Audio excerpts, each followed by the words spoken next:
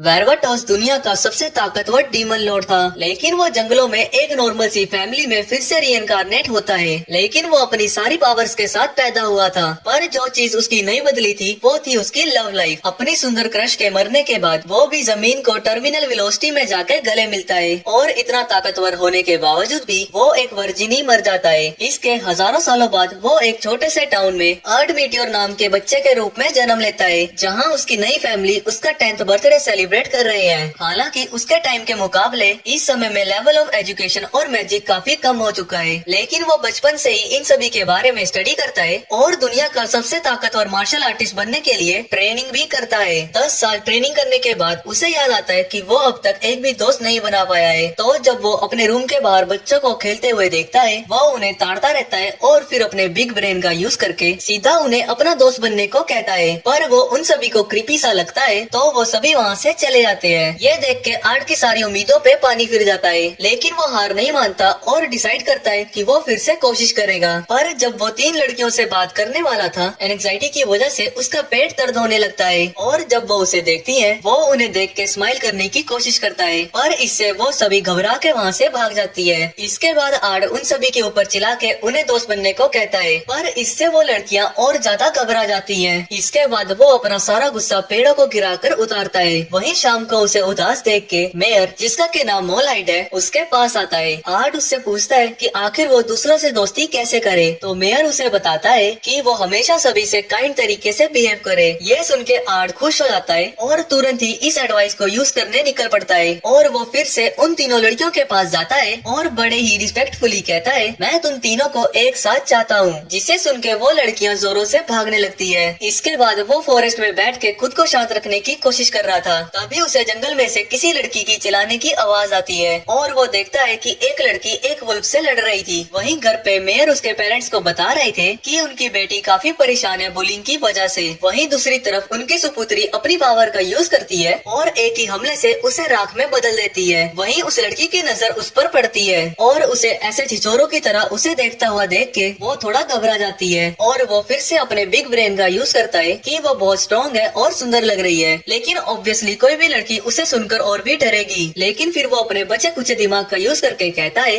तुझसे बदसूरत लड़की मैंने आज तक नहीं देखी। उसके सारे पैतरे उल्टे ही पड़ रहे थे। तो वो एक नॉर्मल ह्यूमन बीइंग की तरह उससे पूछता है कि क्या वो उसकी दोस्त बनना चाहेगी, पर वो चिल्लाती है कि वो उसके बारे में कुछ भी नहीं जानती है, तो वो कैसे दोस्त बन सकती है, और वहाँ से भागते भागते सीधा अपने पिताश्री के पास पहुँचती है। वहीं पे आर्ट भी पहुँचता है और कहता है कि तुम्हारी एडवाइस उतनी ही काम की थी जितनी स्कूल की पढ़ाई जिंदगी में काम आती है। पर वहीं उस लड़की को भी देख के वो सरप्राइज हो जाता है। इसके बाद वो छिछोरों की तरह उसका पीछा करता रहता है उसका दोस्त बनने के लिए, पर जैसे ही वो उसको देखती थी वो भागना शुरू कर देती थी। रीना के बर्थडे में आर्ट उसे फूलों का गुलदस्ता देता है, पर वो पूछती है कि तुम्हें मेरा बर्थडे कैसे पता। आर्ट कहता है कि मुझे ये भी पता है कि तुम्हारी पीठ में कितने तिल है, मैं तुम पर नजर जो रख रहा हूँ। ये सुन के वो उसे चला देती है, लेकिन आर्ट इतनी जल्दी हार मानने वाला नहीं था। एक रात को रीना एक बड़े से बियर को अपने मैजिक से बिजली का झटका देती है। तभी वो देखती है कि आर्ट फिर से उसके ऊपर नजर रख रहा था, और वो कहता है कि वो उसे सेफली घर पहुंचाने आया है। लेकिन रीना फिर से उसे देख के भागने लगती है और आर्ट उसका पीछा करता ही रहता है, और वो उसे कहता है, क्या तारीफ करूं मैं उसकी जिसने तुम्हें बनाया। पर वो उसकी पूरी बात सुनने से पहले ही चली जाती है। इसके बाद जब वो अपने रूम में पहुंचता है, इस सन की बालक ने एक्चुअली में प्लान्स बना रखे थे और उन्हें कट लगा रहे जो फेल हो रहे हैं। इसके बाद जब वो पसरा हुआ था, उसे बाहर से कुछ शोर आता है और वो देखता है कि गोब्लिन्स ने गांव पे हमला कर दिया है। तभी उसे वो तीनों लड़कियां दिखती है जिन्होंने उसे रिजेक्ट किया था, पर वो पहले तो सोचता है कि इनका मरना ही बेहतर होगा, पर फिर वो उनकी मदद करने की कोशिश करता है। लेकिन तभी आर्ट के फादर उन गोब्लिन से लड़ने लगते हैं। तभी वहाँ मेयर आता है और बताता है कि सुबह से ही रीना मिसिंग है। आर्ट समझ आता है कि उसी की छिछोरी हरकतों की वजह से उसने ज्यादा दूर ही उसे चेस कर दिया, तो वो उसे प्रॉमिस करता है कि वो उसे ढूंढ के वापस लेके आएगा, और उसे उड़ता हुआ देख के वो दोनों शॉक्ड हो जाते हैं। वहीं फॉरेस्ट के बीच में रीना चारों तरफ से गोब्लिन से घिरी हुई है, और गोब्लिन लीडर उससे हंसता हुआ पूछता है, अब क्या तुम अपने दोस्तों और फैमिली के लिए चिल्लाने वाली हो। पर रीना के तो कोई दोस्त ही नहीं थे, और वो याद करती है कि कैसे सभी लोग उसे मॉन्स्टर कहकर उसे बुली किया करते थे, और वो कहती है कि ऐसी झंड जिंदगी से तो अच्छा मौत ही है। पर जब गोब्लिन्स उसके ऊपर हमला करने जाते हैं, वो मदद के लिए चिल्लाती है, और उसी वक्त आर्ट सभी गोब्लिन्स को मारकर उसे बचा लेता है। इसके बाद रीना पहली बार आर्ट का नाम बुलाती है और उससे पूछती है कि वो आखिर ऐसा क्यों कर रहा है। वो कहता है कि वो तो बस उसे बचाना चाहता था। रीना उसे यहाँ से जाने को कहती है पर आर्ट बस हंसता है और बाकी सभी गॉब्लिन्स के ऊपर भी बिजली से हमला करता है, जिसके बाद बचे खुचे गॉब्लिन्स उसके ऊपर हमला करने जाते हैं पर वो उन्हें अपनी आंखों से ही एक्सप्लोड कर देता है, जिसके बाद वो डरे हुए गॉब्लिन को देखकर ही एक्सप्लोड कर देता है। इसके बाद आर्ट रीना के पास जाता है पर रीना उस पर गुस्सा होती है और कहती है कि वो उसकी मदद क्यों कर रहा है, वो तो बस मरना चाहती है क्योंकि उसके कोई दोस्त नहीं है और ऐसे अकेला वो नहीं जी सकती। पर आर्ट कहता है कि वो भी इन चीजों से गुजर चुका है और कहता है कि वो अब कभी भी अपने दोस्त को धोखा नहीं देगा क्योंकि अपनी पास्ट लाइफ में उसने अपने बेस्ट फ्रेंड को धोखा दिया था। तो इसके बाद फाइनली रीना उसके साथ दोस्ती कर लेती है। इसके कुछ सालों बाद आर्ट सो रहा था और उसे उठाने के लिए रीना पहुंचती है पर रीना कहती है कि अब समय हो चुका है मैजिकल एकेडमी में साथ में एडमिशन लेने का। तो वो जाके हेड मास्टर से मिलते हैं। प्रिंसिपल 3 हीरोज के 2 बच्चों से मिलके बहुत खुश है लेकिन आर्ट थोड़ा उदास लग रहा था क्योंकि वो एक नॉर्मल जिंदगी जीना चाहता था। प्रिंसिपल कहता है कि उसे पता है कि उन्होंने बचपन में ही लड़के गॉब्लिन से अपने विलेज को बचाया था तो उन्हें फिजिकल एग्जाम देने की कोई जरूरत नहीं है और उन्हें बस रिटर्न एग्जाम देना होगा। रीना अपने मस्त नंबर देख के खुश हो रही थी और आर्ट की फटी पड़ी थी क्योंकि उसे 100 में से 0 नंबर मिले थे। पर तभी वहाँ प्रिंसिपल आके उसे कॉन्ग्रेचुलेट करते हैं और कहते हैं कि तुम तो सही में एक जीनियस हो, तुम्हारे आंसर्स आज की नॉलेज और रिसर्च के हिसाब से बहुत आगे हैं और तुम्हें 0 सिर्फ इसीलिए मिला था क्योंकि आज की मॉडर्न टेक्नोलॉजी के हिसाब से वो गलत थे। इसके बाद प्रिंसिपल कहते हैं कि तुम सभी को आर्ट से सीखना चाहिए और वो सभी को बता देते हैं कि उसके पेरेंट्स हीरोज थे जो कि पहले ड्रैगन से लड़ा करते थे और आर्ट के एक नॉर्मल जिंदगी जीने के प्लान पे पानी फिर जाता है। इसके बाद जब वो क्लास में पहुंचते हैं सभी स्टूडेंट्स उन्हें घेर लेते हैं और वो सभी उनके दोस्त बनना चाहते थे। वहीं ये सब देख के नोबिलिटी के स्टूडेंट्स गुस्सा हो रहे थे कि एक छोटे से विलेज से आने वालों को उनसे ज्यादा अटेंशन मिल रही थी। तभी एक संतरा एक लड़की को बुली कर रहा था। ये देख के रीना उस पर चिल्लाती है। इस जलील आदमी का नाम ओराल्डो है और वो कहता है कि ये लड़की उनके फैमिली सर्वेंट्स की बेटी है, यानी ये भी उनकी सर्वेंट है और वो रीना को अपने बिजनेस से बिजनेस रखने को कहता है। पर आर्ट बीच में आता है और कहता है इसका मतलब ये नहीं है कि तुम जो मर्जी जब मर्जी चाहो कर सकते हो और उसे लड़की से माफी मांगने को कहता है। ओराल्डो कहता है कि अगर तुम इस लड़की को बचाना चाहते हो तो तुम्हें मुझे डुएल में हराना होगा। तभी वो झगड़े को खत्म करने के लिए वहाँ टीचर पहुँचती है पर आर्ट उस आवाज को पहचान जाता है। ओलिवियर वाटोस के जनरल में से एक थी तो अगर उसे पता चल गया कि उसने सब कुछ छोड़ के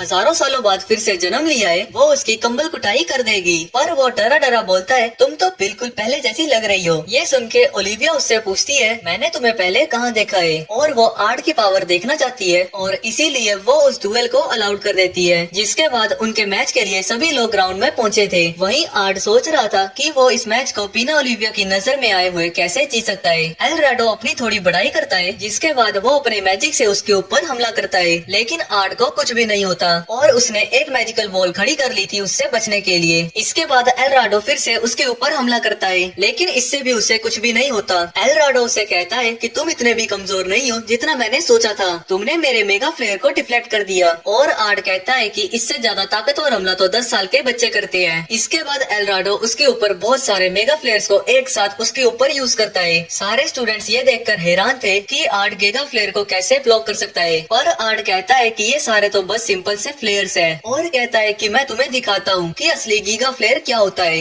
एल्राडो बड़ी मुश्किल से ही खुद को बचा पा रहा था और वो अपनी हार मान लेता है। ये सब देख के ओलिविया इम्प्रेस हो रही थी। आर्ट एक ही चुटकी बजाता है और सारी फ्लेयर्स को गायब कर देता है। एल्राडो को समझ नहीं आ रहा था कि वो अभी तक सही सलामत कैसे है। तभी उसके पास आर्ट आता है और कहता है कि ये होता है असली गीगा फ्लेयर, अब दोबारा से वही गलती मत करना। तभी ओलिविया सभी को बताती है कि उसने बस गीगा फ्लेयर ही यूज नहीं किया था बल्कि उसे यूज करने से पहले एल्राडो के चारों तरफ मेगा वॉल भी क्रिएट कर दी थी। ये सुन के सभी हैरान हो जाते हैं। वहीं ओलिविया उससे पूछती है कि उसने डबल कास्ट कैसे यूज किया क्योंकि इस समय में कोई भी इंसान 2 स्पेल को एक साथ यूज नहीं कर सकता। इसके बाद ओलिविया सभी स्टूडेंट्स को 3 लोगों की टीम बनाने को कहती है। ये सुन के सभी आर्ट और रीना के पीछे पड़ जाते हैं पर उस लड़की को अकेला देख के वो दोनों उसी को अपनी टीम में ले लेते हैं और यहाँ वो खुद को जेनी के नाम से इंट्रोड्यूस करती है। इसके बाद ओलिविया सभी को बताती है कि उनका मिशन एक ब्लैक वुल्फ को हंट करना है और आर्ट से कहती है कि ये तो तुम्हारे लिए बहुत आसान होगा। तभी उनके सामने बहुत सारे वुल्फ्स आ जाते हैं पर आर्ट के एक ही हमले से वो सबके सब खत्म हो जाते हैं। ये देख के जेनी को बुरा लगता है क्योंकि वो बिल्कुल यूजलेस फील कर रही थी। ये सुन के आर्ट कहता है कि वो उसे मैजिक सिखा सकता है जिसके बाद वो उसे मैजिक के बेसिक सिखाता है और साथ ही डेमोन्स्ट्रेट भी करता है। लेकिन इतने सालों तक बुली होने की वजह से उसका कॉन्फिडेंस बिल्कुल बिल्कुल ही खत्म हो चुका है और वो और ज्यादा उदास हो जाती है। तभी उनकी तरफ एक वुल्फ आ रहा था। आर्ट अपनी उंगलियां घुमाता है और मैजिकल सर्कल से उस वुल्फ के ऊपर हमला कर देता है। आर्ट उन दोनों को इस बात को सीक्रेट रखने को कहता है क्योंकि इस मैजिक को उसने ही बनाया था। ये सुन के उन दोनों के होश उड़ जाते हैं। इसके बाद वो उन दोनों को अपने स्पिरिट सर्कल मैजिक को सिखाने लगता है। इसका यूज करना जेनी सीख जाती है और वो उसका यूज करके एक वुल्फ को बड़ी आसानी से ढेर कर देती है। यह देख के वो खुशी के मारे आर्ट को हक करती है। इसके बाद जब वो सभी खोपचे में जा रहे थे तभी वो एक ट्रैप में गिर जाते हैं और वो सीधा डंजन के बॉटम में पहुंच जाते हैं, जहां डंजन का बॉस एक मिनट और उन पे हमला करता है। पर वहां आर्ट आराम से कहता है कि अब वो उन्हें स्क्रिप्ट मैजिक के बारे में आखिरी लेसन देगा। वो मिनटोर के हमले को रोक के उसे एक पंच करता है ताकि वो उनके बीच में थोड़ा डिस्टेंस बना सके। इसके बाद वो अपनी उंगलियां घुमा के काफी सारे मैजिकल सर्कल्स बना देता है और क्योंकि ये माना एनवायरनमेंट से यूज करता है, तुम लोग जितने मर्जी स्क्रिप्ट मैजिक को यूज कर सकते हो। जिसके बाद वो मैजिक सर्कल्स एक ही साथ उस मिनटोर पे हमला कर देते हैं। जिसके बाद आर्ट जेनी से आखिरी हमला करने को कहता है। बुलिंग की यादें फिर से उसके दिमाग में चलने लगती है, लेकिन अब वो डर के नहीं भागना चाहती है। जिसके बाद वो भी काफी सारे मैजिकल सर्कल्स बनाती है और मिनटोर को मार देती है। अपनी जीत को सेलिब्रेट करने के बाद वो मिनटोर के सिंग को ओलिविया के सामने रखते हैं। पर एल्राडो वहाँ आके कहता है कि जेनी तो एकदम नल्ली है, वो तो बस अपने टीममेट्स की ताकत का फायदा उठा रही है। जिसके बाद वो उनके टीममेट्स की भी बेइज्जती करने लगता है। ये सब सुन के वो उसके खींच के चांटा मारती है और कहती है कि वो दोबारा उसके दोस्तों की बेइज्जती ना करे। अगले दिन प्रिंसिपल उसे स्टूडेंट बैटल कंपटीशन को ज्वाइन करने को कहता है, जिसे की क्वीन भी देखने आएगी। अगर वो आर्ट की एक्सीलेंस परफॉर्मेंस को देखेगी तो शायद वो स्कूल का बजट बढ़ा दे। आर्डी कहता है कि उसे सोचने के लिए थोड़ा टाइम चाहिए। अगर वो रिफ्यूज कर देता है तो ऐसा हो सकता है कि प्रिंसिपल उसकी स्कॉलरशिप को कैंसिल कर दे। पर वो बैटल में हिस्सा भी नहीं लेना चाहता क्योंकि वहाँ ओलिविया उसे देख रही होगी। तभी उसके सामने जेनी आती है और वो सीधा आर्ट को डेट के लिए पूछती है। ये सुन के आर्ट थोड़ा घबरा जाता है क्योंकि वो आज तक कभी डेट पे नहीं गया था। पर वो कुछ चीजों को देखता है। अरे उसकी शक्ल को प्यारी लग रही थी वो, तो उसे देख के वो हाँ कर देता है। ये सब देख के रीना जेलस फील करती है और वो भी उनके साथ जाना चाहती थी। पर जेन का मानना था कि आर्ट को 5-6 लड़कियों को डेट करना चाहिए। मूवी थिएटर में आर्ट के पास्ट की जिंदगी के बारे में ही मूवी चल रही थी। वहीं मूवी देखते देखते वो दोनों उससे चिपक रही थी, जिसकी वजह से वो पछताने लगता है कि वो इतनी टाइट पैंट पहन के आया था। प्ले के अंदर लेडिया और उसके रिलेशनशिप को दिखाया जा रहा था, जो देख के उसका दिमाग खराब हो रहा था क्योंकि असल में लेडिया बड़ी ही खतरनाक और खूंखार थी। प्ले के खत्म होने के बाद दोनों झगड़ने लगते हैं कि आर्ट को किसके चुने हुए रेस्टोरेंट में जाना चाहिए और आखिर में रेस्टोरेंट में जेनी उन्हें लेकर जा रही थी। जब वो सुंदर गलियों से गुजर रहे थे वो कुछ लोगों को बात करता हुआ सुनते हैं, जो कि कह रहे थे कि कैसे वो क्वीन को खत्म करने वाले हैं। इसके बाद वो सभी अंडरग्राउंड सीवरेज में जाते हैं और आर्ट भी उन सभी का पीछा करने का डिसाइड करता है। वो वहाँ देखते हैं कि उन लोगों ने एक बड़ा सा मैजिक सर्कल बना रखा है। तभी अचानक से उनके पीछे कुछ लोग आ जाते हैं। इसके बाद आर्ट उन सभी को उनका ही प्लान समझाने लगता है कि उन्होंने इतना सारा प्रपंच सिर्फ इसीलिए किया था ताकि वो उन्हें किडनैप कर सके। उसी वक्त उनका लीडर उस मैजिक सर्कल को एक्टिवेट करता है और आर्ट को जिंदा जलाने की कोशिश करता है और कहता है कि तुम आधे सही थे, पर हमें सिर्फ अपने टारगेट को जिंदा रखना है। लेकिन उस आग से आर्ट को कुछ भी नहीं होता। जिसके बाद वो एक ही अटैक से उस पूरे मैजिक सर्कल को डिस्ट्रॉय कर देता है। जिसके बाद वो एक और स्पेल एक्टिवेट करता है और लीडर को छोड़ के सभी को बिजली के झटके लग रहे थे क्योंकि वो उससे कुछ सवाल पूछना चाहता था। लेकिन वो लीडर अचानक से ही अपने असली फॉर्म में आ जाता है और वो एक विंग्ड डीमन है। जिसके बाद वो अपने एक ही अटैक से सीलिंग में एक छेद बना देता है और उससे उड़ता हुआ वहाँ से भाग जाता है। आर्ट कहता है कि वो उसका पीछा करने जा रहा है, पर वो कहती है कि जब तक वो ऊपर पहुँचेंगे वो पता नहीं कहाँ तक उड़ के चला गया होगा। तभी आर्ट रिवील करता है कि वो एक्चुअली में उड़ सकता है और उसका पीछा करने के लिए वहाँ से निकल पड़ता है। बाहर निकल के डीमन एक छोटी बच्ची को पकड़ लेता है। ये सब देख के वहाँ के सभी लोग डर जाते हैं। उन्हें शांत करने के लिए आर्ट कहता है कि वो हीरोज का बेटा है और उन्हें डरने की कोई भी जरूरत नहीं है। डीमन उससे पूछता है कि वो उससे कैसे लड़ेगा जब उसके पास एक हॉस्टेज है। पर आर्ट उससे पूछता है कि क्या बोल रहा है भाई तू,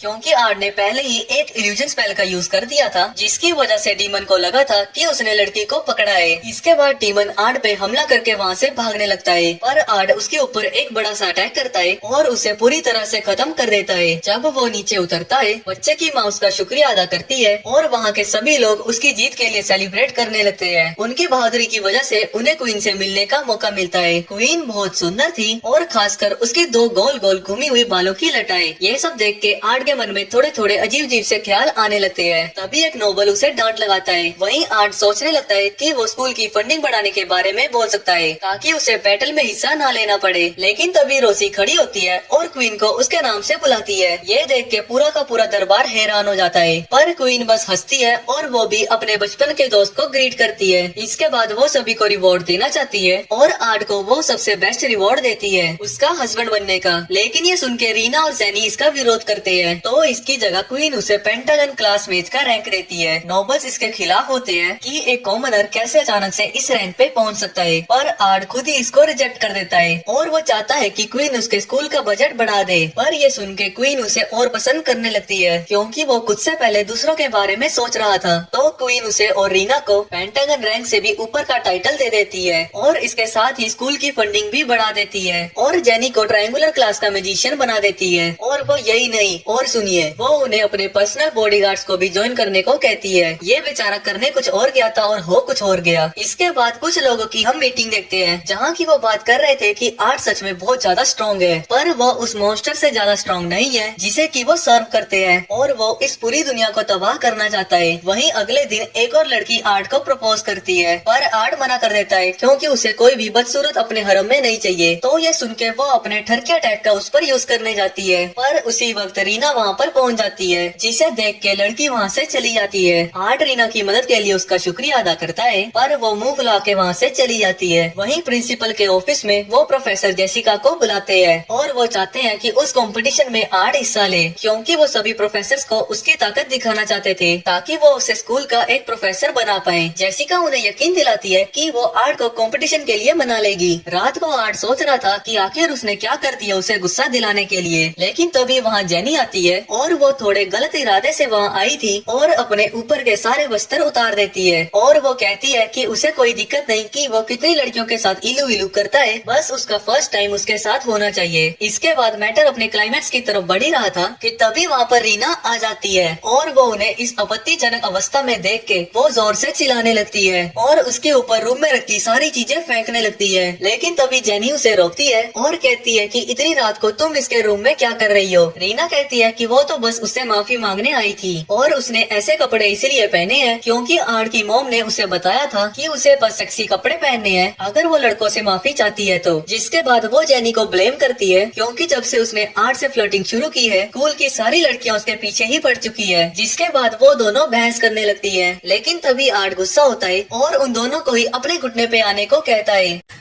तू समझा? हाँ। नहीं, तू समझा नहीं।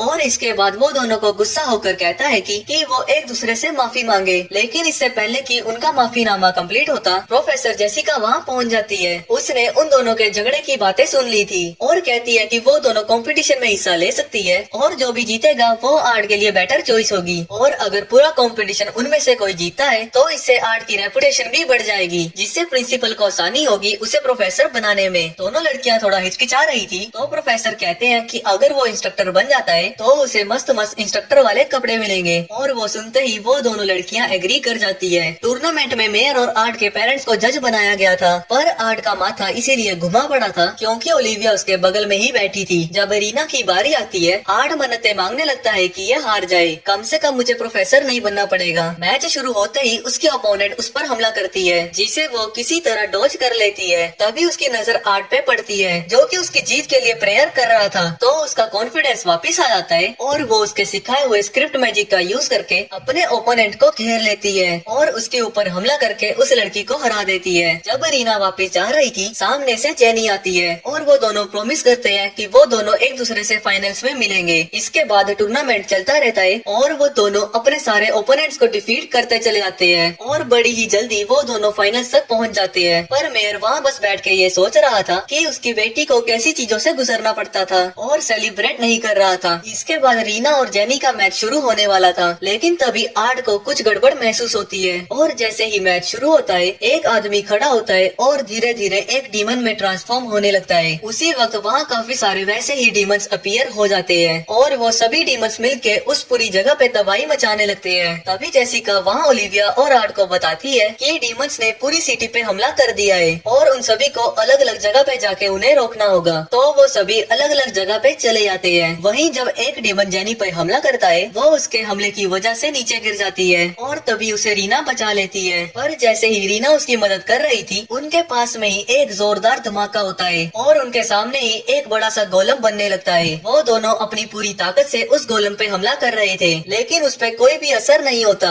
पर इससे पहले कि वो उनके ऊपर हमला करता ऑल हाइड उन्हें बचाने आ जाता है। वो अपनी ताकत से उस गोलम को उठा के पटक देता है और धीरे धीरे अपनी ताकत को बढ़ाता जाता है जिससे उस गोलम के पूरे शरीर पे क्रैक्स आने लगते हैं और आखिर में जाके वो पूरी तरह से टूट जाता है। लेकिन तभी वहाँ जेसिका आती है और मेयर की छाती में अपना हाथ घुसा देती है। उन्हें समझ में नहीं आ रहा था कि आखिर जेसिका ऐसा क्यों कर रही है, पर वो बताती है कि उसका असली नाम एल्जर है और वो ड्रैगन्स का किंग है। और वो बताती है कि उसने इतनी सारी चाल इसीलिए चली थी क्योंकि वो रीना को कैप्चर करना चाहती थी। जेनी अपनी पूरी ताकत से उसके ऊपर हमला कर रही थी ताकि रीना वहाँ से भाग सके, लेकिन जेसिका के एक ही हमले से वो दूर जाकर गिरती है। पर जैसे ही वो जेनी को मारने वाली थी रीना उसे रोकने की कोशिश करती है, लेकिन जेसिका उससे कहीं ज्यादा ताकतवर थी तो वो उसके साथ जाने के लिए मान जाती है, जिसके बाद जेसिका उसे वहाँ से लेकर चली जाती है। इसके कुछ देर बाद आर्ड मेयर को हील करता है और जैसे ही उसे होश आता है वो बताता है कि रीना को किंग ऑफ ड्रैगन्स ने किडनैप कर लिया है और ये वही ड्रैगन है जिसने हजारों साल पहले लगभग सारी दुनिया को खत्म कर दिया था। आर्ड कहता है कि वो रीना को बचा के वापस ले आएगा, तो मेयर उसे नेशन की सबसे खुफिया जगह पे लेकर जाता है जो कि थी रॉयल ट्रेजरी। जब आर्ड वहाँ से चले आता है उसके पिता श्री मेयर से पूछते हैं कि क्या उसे डर लग रहा है कि आर्ड को उसकी बेटी की सच्चाई का पता लग सकता है। पर ऑल हाइड कहता है कि रीना बचपन से ही खुद को कमरे में बंद करके रखती थी ताकि वो अपने सीक्रेट को छुपा पाए, लेकिन जब से वो आर्ड से मिली उसका बिहेवियर बदल गया और उन्हें नहीं पता है कि जब आर्ड को सच्चाई का पता लगेगा उसका रिएक्शन कैसा होगा। इसी दौरान रीना उस समय को याद करती है जब आर्ड ने उसे प्रॉमिस किया था कि वो कभी उसे छोड़कर नहीं जाएगा, लेकिन तभी वो अचानक से गायब हो जाता है। तभी उसे होश आता है और वो देखती है कि उसे एक जगह पे बांध के रखा गया था। जेसिका उसे बताती है कि वो उसके फैमिली में दौड़ रहे खून को पाना चाहती है। इसके बाद वो उसे ऑर्फन ऑफ केओस को दिखाती है और वो बताती है कि वो उसके ब्लड का यूज करके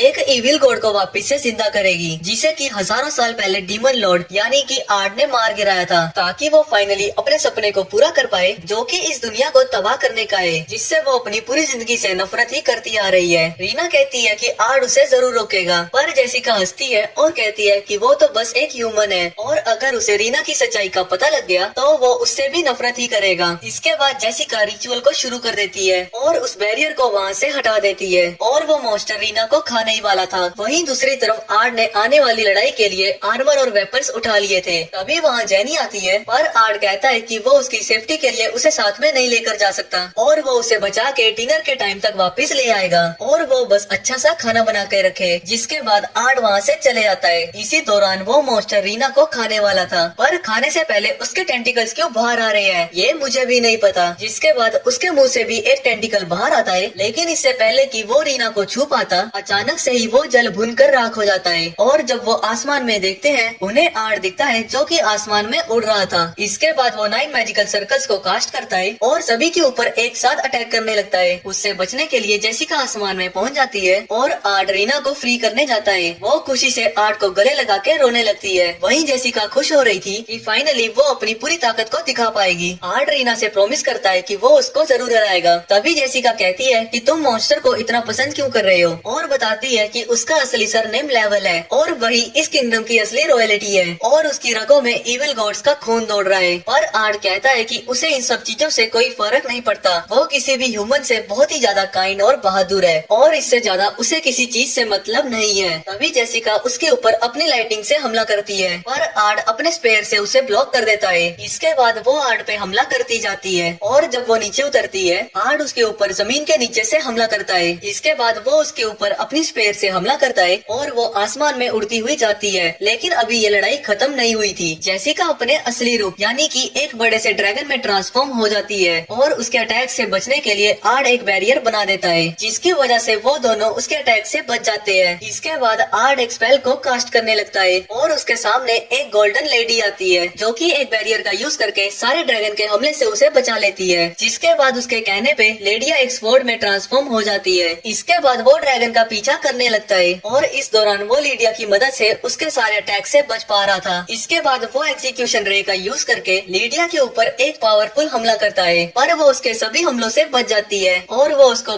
दिखाने के लिए कह रही होती है कि वो रीना से भी बड़ा मॉन्स्टर है, एक न एक दिन जरूर वो उससे डरने लगेगी और उसे अकेला छोड़कर चली जाएगी। लेकिन तभी रीना चिल्लाती है कि वो एक छिपकली से नहीं हार सकता। ये सुन के आर्ट को याद आता है कि अब वो अकेला नहीं है, जिसके बाद वो लीडिया को फेज 2 एक्टिवेट करने को कहता है, जिससे उसके पूरे शरीर में आर्मर आ जाता है और साथ ही में उसका लुक भी उसके पुराने डीमन लॉर्ड के फॉर्म वाला हो जाता है। इसके बाद जेसिका जब उसके ऊपर हमला करने जाती है, उल्टा वही घायल हो जाती है। ऐसा इसीलिए हुआ था क्योंकि आर्ट ने पहले ही उसके सारे अटैक्स को एनालाइज कर लिया है और यहाँ तक कि वो उसकी असली फीलिंग्स को भी जानता है और इसी की वजह से वो उसके अटैक को कंट्रोल कर पाया था। जिसके बाद वो अपने एक ताकतवर स्पेल जिसका की नाम अल्टीमम जीरो है उसका यूज करता है। वहीं जेसिका भी उसके अटैक को काउंटर करने के लिए एक पावरफुल स्पेल को कास्ट करती है। वहीं आर्ट का स्पेल धीरे धीरे बड़ा ही होता जा रहा था और जब वो उसके ऊपर फाइनली हमला करता है, वो उस धमाके की वजह से खत्म हो जाती है। इसके बाद वो लीडिया को वापिस से अपने सोल में जाने को कहता है। वहीं इन सभी घटनाओं की वजह से उनकी दोस्ती और गहरी हो जाती है। उसी रात को एक लड़की एक बड़े से मॉन्स्टर को हरा देती है और वो खुश थी कि वो फाइनली अपनी बड़ी बहन लीडिया की मदद कर पाएगी और इस लड़की का नाम सिल्फी है और वो 3 साल से डंजन में ट्रेनिंग कर रही थी। और जब वो शहर में पहुंचती है, सब कुछ बदला हुआ देख के उसके होश उड़ जाते हैं। उसे यकीन नहीं होता कि 3 साल में इतना सब कुछ कैसे बदल गया। लेकिन तभी एक अजीब सा आदमी उसके पास आता है और कहता है कि वो काफी इम्प्रेस्ड है कि वो 3000 सालों तक ट्रेनिंग करती रही। असल में कुछ हुआ यूँ था कि डंजन में टाइम अलग तरीके से फ्लो करता है आउटसाइड दुनिया के हिसाब से, तो उसके डंजन में 3 साल बिताए हुए यहाँ के 3000 साल के बराबर है। पर वो कहती है, मुझे तो पता था ये सब, मैं तो बस देख रही थी, क्या तुम्हें पता है या नहीं। जब सिल्फी उसके साथ जा रही थी, वो उसके बारे में पूछती है तो वो बताता है कि वो लीडिया और बार्बाटोस के लिए काम करता है। तो सिल्फी उससे पूछती है कि डीमन लॉर्ड कहाँ है, तो वो बताता है कि डीमन लॉर्ड मर चुके हैं पर उनकी सोल फिर से री इनकारनेट हुई है और अब उनका नाम आर्ट मीटियोर है। और उससे कहता है कि अगर वो जानना चाहती है कि उसकी बड़ी बहन लेडिया की लाइफ में क्या हुआ था, तो उसे आर्ट से मिलना चाहिए। वहीं स्कूल में प्रिंसिपल उन तीनों से बात कर रहे थे। वो उन सभी को बता रहे थे कि स्कूल में जल्दी ही एक फेस्टिवल ऑर्गेनाइज किया जाएगा, जहाँ की सभी स्टूडेंट्स अपनी स्किल दिखा सकते हैं या फिर थिएटर में भी हिस्सा ले सकते हैं। थिएटर का नाम सुन के रीना खुश हो जाती है, तो ये देख के वो दोनों भी प्ले में पार्टिसिपेट करने के लिए मान जाते हैं। इसके बाद प्रिंसिपल आर्ट को एक लेटर दिखाता है जिसमें धमकी दी गई थी कि इस साल एनुअल फेस्टिवल वो नहीं होने देंगे। पर उससे बड़ी टेंशन की बात ये थी कि वो लेटर ह्यूमन स्किन से बना है और उसे डीमन कल्ट लार्स ऑल गुल ने लिखा है और इसी वजह से प्रिंसिपल चाहते हैं कि आर्टोस उस फेस्टिवल का हिस्सा बने, क्योंकि वही एक स्टूडेंट है जो कि स्कूल को किसी हमले से बचा सकता है। उसके साथ साथ इस काम में ओलिविया भी उसकी मदद करेगी और इस काम में उनका साथ देने के लिए वो ताकतवर लोगों को भी ढूंढ रही है। वहीं रीना और जेनी डीमन लॉर्ड के ऊपर प्ले बनाने का डिसाइड करते हैं। इसके बाद जब वो क्लास में होते हैं, सिल्फी आर्ट का नाम चिल्लाते हुए वहाँ पहुँचती है और वो सभी लड़कों के पास जाकर उनका नाम पूछने लगती है। लेकिन तभी ओलिविया उसके टकले पे बजाती है और कहती है कि तुम्हें शर्म आनी चाहिए, तुम 3000 साल से गायब थी पर अभी भी तुम्हारी हरकतें 10 साल के बच्चों वाली है। ये सुन के आर्ट हाँ में सर हिलाता है और सिल्फी उसे देख लेती है और कहती है कि वही डीमन लॉर्ड की रिकार्नेशन आर्ट मीटियोर है और वो उससे पूछती है कि आखिर लीडिया कहाँ है। पर आर्ट कहता है कि उसे नहीं पता कि वो किस बारे में बात कर रही है। जिसके बाद वो जानबूझ के ऐसी चीजें बोलने लगती है जिससे कि आर्ट को गुस्सा आ जाए। ये सब सुन के वहाँ रीना खड़ी हो जाती है और वो सिल्फी को डांट लगाती है कि वो ऐसे ही किसी के बारे में उल्टा सीधा नहीं बोल सकती। रीना को देख के सिल्फी को लीडिया की याद आती है, तो वो उसकी डांट सुन के शांत हो जाती है और वो उससे पूछती है कि उसका आर्ट के साथ क्या रिश्ता है। रीना बताती है कि आर्ट और वो सबसे अच्छे दोस्त हैं। जिसके बाद सिल्फी भी उसे कहती है कि वो उसकी दोस्त बन जाए, पर रीना साफ मना कर देती है। जिसके बाद सिल्फी आर्ट को डुअल के लिए चैलेंज कर देती है, ये साबित करने के लिए कि वही असली डीमन लॉर्ड है और साथ ही वो शर्त रखती है कि अगर वो जीत गई तो रीना को उसका दोस्त बनना होगा। इस बात से ओलिविया भी एग्री कर जाती है और कहती है कि दोनों तलवारबाजी की डुअल कर सकते हैं। ये सब सुन के आर्ट समझ आता है कि ओलिविया सिल्फी का यूज करके उसकी सच्चाई का पता लगाना चाहती है और वो डिसाइड करता है कि वो इस लड़ाई को जानबूझ के हार जाएगा। इसके बाद दोनों की फाइट शुरू हो जाती है। वहीं आर्ट बस उसके अटैक्स को ब्लॉक कर रहा था। वो अभी भी उसे चिढ़ा रही थी कि वो बिल्कुल लड़कियों की तरह लड़ता है, पर इसके बाद भी वो किसी तरह अपने इमोशंस पे काबू रखता है और बस उसके अटैक्स को ब्लॉक कर रहा था। लेकिन उसके बार बार चिढ़ाने की वजह से उसे गुस्सा आ जाता है और वो डिसाइड करता है कि वो उसके ऊपर एक हमला करके हार जाएगा। पर जैसे ही उसे मौका मिलता है और वो उसके ऊपर हमला करने जाता है, वो इसी चीज का इंतजार कर रही थी और सीधा उसके चेहरे के ऊपर हमला करने जाती है, पर वो एक ही हमले से उसे हरा देता है। जिसके बाद ओलिविया आर्ट को विनर डिक्लेयर कर देती है, पर ये गधा तो ईगो के चक्कर में हारने की वजह जीत गया। लेकिन सिल्फी प्रूव करना चाहती थी कि वो उससे ज्यादा स्ट्रॉन्ग है, तो वो उसके ऊपर अपने सबसे ज्यादा खतरनाक हमले का यूज करने जाती है और अपनी स्वॉर्ड से उसके ऊपर हमला करती है। पर वो एक बैरियर बना के उसके हमले से बच जाता है, पर वो उसे बैरियर के अंदर से ही घूर रहा था, जिसके बाद वो फिर से उसके ऊपर हमला करने जाती है। पर ओलिविया उसे ये सब बंद करने को कहती है और उसे डांट लगाती है कि इतने सालों बाद भी उसकी हरकतें अभी भी बच्चों जैसी है। वो बिना सोचे समझे उस स्वॉर्ड का यूज कर रही है, जिसके हर हमले से एक पॉइजनस गैस रिलीज होती है, जिसकी वजह से वहाँ के सभी स्टूडेंट्स की हालत बुरी हो रही थी। पर सिल्फी अभी भी अपनी गलती नहीं मान रही थी। तभी रीना आके उसको एक डांट लगाती है कि उसे माफी मांगनी चाहिए और उसे अपनी ताकत का इस्तेमाल दूसरों को नुकसान पहुंचाने के लिए नहीं करना चाहिए। जिस तरह से रीना उसे डांट लगा रही थी, सिल्फी को लीडिया की याद आ जाती है और वो रोते हुए माफी मांगने लगती है। और जब रीना उसके सर पे हाथ रखती है, आर्ट भी रियलाइज करता है कि रीना बिल्कुल लीडिया जैसी है। इसके बाद वो सभी प्ले के बारे में डिस्कस कर रहे थे। डिसाइड ये होता है कि आर्ट डीमन लॉर्ड वोटस का रोल प्ले करेगा, जिसके बाद वो ये पूछता है कि लीडिया का रोल कौन प्ले करेगा। लीडिया का रोल रीना प्ले करेगी और क्योंकि इवल गॉड्स का रोल कोई प्ले नहीं करना चाहता था, तो वो सिल्फी प्ले करेगी। प्ले का मैटर खत्म होने के बाद उन सभी को ये डिसाइड करना था कि वो बूथ में क्या करेंगे।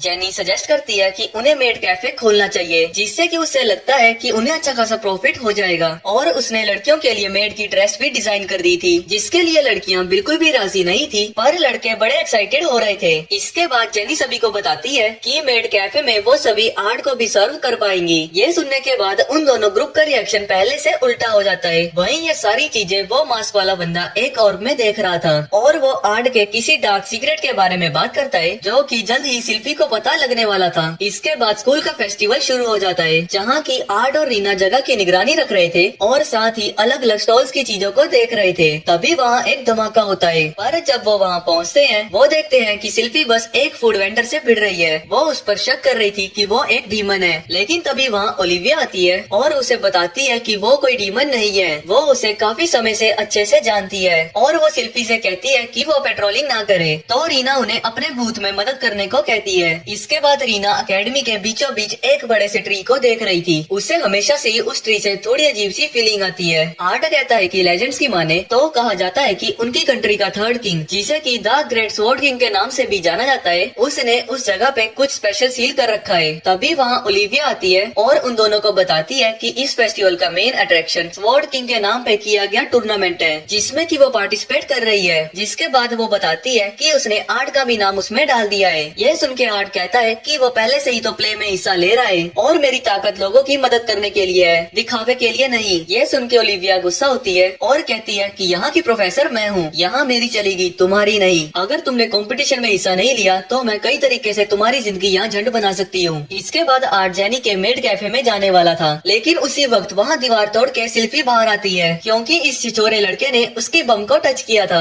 आर्ट उस लड़के को पैरालाइज कर देता है और अपने मैजिक से दीवार को ठीक करने के बाद सिल्फी को स्कूल का नुकसान करने के लिए डांट लगाता है। इसके बाद जब वो कैफे के अंदर जाता है, सारी लड़कियां लाइन से उसकी खातिरदारी करने के लिए खड़ी थी, लेकिन तभी रीना आके उन सभी को डांट लगाती है। लेकिन जेनी उसे रोकती है और कहती है कि वो तो बस कस्टमर को सर्व कर रही है। तो रीना खुद मेड के कपड़े पहन के आती है और सभी को दूर रहने को कहती है, क्योंकि अब वो आर्ट को सर्व करेगी। इसकी वजह से वहाँ एक और बहस छिड़ने वाली थी, लेकिन तभी स्पीकर पे अनाउंस किया जाता है कि स्वॉर्ड किंग कंपटीशन कल से शुरू होगा और इस साल का ग्रैंड प्राइज होली स्वॉर्ड की फर्स्ट कॉपी होगी। ये सुन के सिल्फी भी कंपटीशन में हिस्सा लेना चाहती है, क्योंकि वो होली स्वॉर्ड लीगिया की थी। वहीं रीना भी कंपटीशन में हिस्सा लेना चाहती है। जिसके बाद जेनी कहती है कि वो भी कंपटीशन में हिस्सा लेना चाहती है, ताकि वो आर्ट की तलवार को हैंडल करना सीख जाए। ये सुन के रीना उस पे चिल्लाती है कि वो जानबूझ के छिछोरी बातें करके आर्ट को अपनी तरफ करना चाहती है। जिसके बाद वो दोनों ही बहस करने लगती है और कहती है कि जो उनका मैच पहले रह गया था उसका हिसाब वो यहाँ बराबर करेंगे। वहीं कंपटीशन में रीना का मैच सबसे पहले था। वो अपने ओपोनेंट को बड़ी ही आसानी से हरा देती है और सिल्फी भी ऐसा ही करती है। और जिसकी लड़ाई ओलिविया के साथ होने वाली थी, वो लड़ाई शुरू होने से पहले ही हार मान लेता है। वहीं आर्ट भी अपना मैच जीत जाता है, क्योंकि अगर वो यहाँ हारा तो सभी को शक हो जाएगा कि वो जानबूझ के हारा है। और इसके बाद फाइनली जेनी की बारी थी। जेनी का मैच एक हट्टे कट्टे बंदे के साथ था, जो कि उसके ऊपर भारी पड़ रहा था। आर्ट नोटिस करता है कि जेनी नर्वस है, तो वो उसे मोटिवेट करता है। जिसके बाद वो अपनी पूरी ताकत से उसके ऊपर हमला करने जाती है और इस मैच को जीत जाती है। और इसके बाद अनाउंस किया जाता है कि अगला मैच लेडी ओलिविया और आर्ट का है। मैच के दौरान ओलिविया उसके ऊपर हमला करती रहती है। वहीं आर्ट इतनी आसानी से नहीं हार सकता था, क्योंकि इससे लोगों को शक हो जाएगा, तो वो उसके हमले को ब्लॉक कर रहा था। पर जब एक हमला उसकी गर्दन के पास आता है, वो मेगा वॉल का यूज करके ओलिविया को सिटी के बाहर फेंक देता है। पूरी जनता उसे चीटिंग करने के लिए लूजर कहने लगती है और मैजिक यूज करने की वजह से उसे टूर्नामेंट से डिस्क्वालीफाई कर दिया जाता है और अगले मैच में ओलिविया टाइम से नहीं पहुंच पाती तो उस मैच को फॉरफिट कर दिया जाता है। जिसके बाद फाइनल मैच रीना और जेनी के बीच में था। उन दोनों का मुकाबला बराबरी का चल रहा था। वहीं फाइट के दौरान रीना जेनी से कहती है कि वो आर्ट के लिए हरम बनाने की कोशिश बंद करे। जेनी का कहना था कि उसे एक से ज्यादा लड़कियों की जरूरत है और उनकी बातें सुनकर पूरा स्कूल उसके बारे में बातें करने लगता है और बेचारे को शर्म से अपना मुंह छिपाना पड़ता है। जिसके बाद एक फाइनल हमले के बाद रीना मैच को जीत जाती है। बाहर आने के बाद रीना कहती है कि क्योंकि वो मैच को जीत चुकी है तो आर्ट के साथ सिर्फ वही रहेगी। पर जेनी कहती है कि स्वॉर्ड कंपटीशन से दिल का मामला नहीं किया जा सकता